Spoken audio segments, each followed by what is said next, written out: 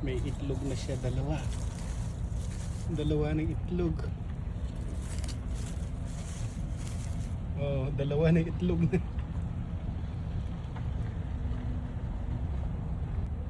Oh, dalawa ng itlog ng gansa. Balik natin, Kuya. Kawawa naman yung itlog ng gansa na tabunan ulit. Yan na yung mag-asawa. Oh.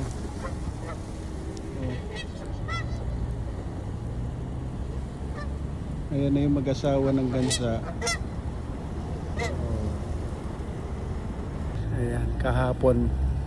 Ito yung itlogan nila kahapon. Ayan, yung dahon-dahon kaso natabunan naman dahil nag-snow. Ayan, oh. So ayan naman yung mag-asawa. Mangingitlog na naman kaso tumigas naman. Oh. Kawawa naman sila.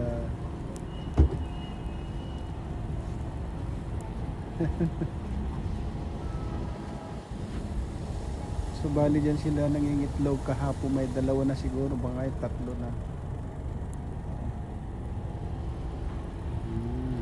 Nangingitlog ulit kayo. Are you lay eggs again? So, ayan yung mag-asawa. So doon sila nangingitlog. Sana hindi kunin yung itlog kasi nandito lang siya sa paligid ng building, sa wall. Alright, binabantayan natin kung hanggang kailan magpisa yung kanilang itlog. Kahapon ay mayroon na tayong nakitang dalawa, tatlo na. Dalawa, tapos kahapon siguro tatlo na lang. Ayan, oh.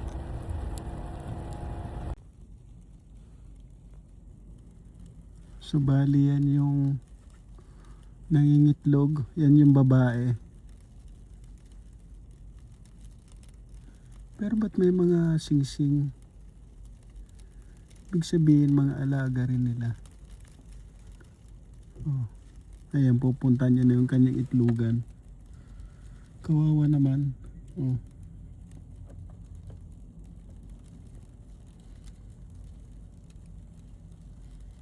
Ayan po yung lalaki. Ayan o, yung lalaki naman yan. Binabantayan niya yung kanyang asawa. Mangingitlog ka na ba ulit? Kawawa naman tong mga gansang ito. Nagbuso din ng isno, nangingitlog sila. Ito na yung pang-apat na araw, pero hindi ko alam kung nakakapag-itlog pa rin sila. Kasi parang hindi naman nagagalaw yung itlogan. Hindi kaya kawawa naman tong nanay, itong mami na to, oh. Kawawa naman. Naghihintay siya hanggang malusaw uli yung snow. Paano ang pag-itlog mo ngayon? Tumigas ang snow, kaibigan. Mami, paano ka mangingitlog? Tumigas ng ng snow dun sa itlogan mo. Kawawa ka naman. Yung dalawang gansa, yan, kaso nga bumuhos na naman ng snow, kawawa naman. Ewan ko kung mabubuo ba. Binabantayan nila yung itlog nila. Oh. Natutulog na yata sila, kararating lang nila eh. So yan mga kababayan, mga kaibigan, bale nung isang araw kasi nakita ko na nagdilimlim yung gansa, no? At nung tinignan ko dun sa bandaron yung may dahon, meron ng dalawang itlog. Malalaki palang itlog ng gansa, no? So sana wag nilang kunin para mabuhay naman yung mapisa at mabuhay naman para magiging gansa na naman sila. So babantayan natin.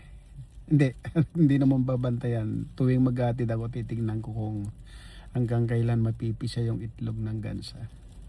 Ayan o, binigyan sila ng pagkain ng mga nakaparada, yung mga naawa rin kasi naghihintay lang sila ng mga itlog. Tumigas yung itlogan nila doon. Hmm. Ayan, sige. Magpakabusog kayo kasi wala na kayong baon bukas. Sabado na. Hmm.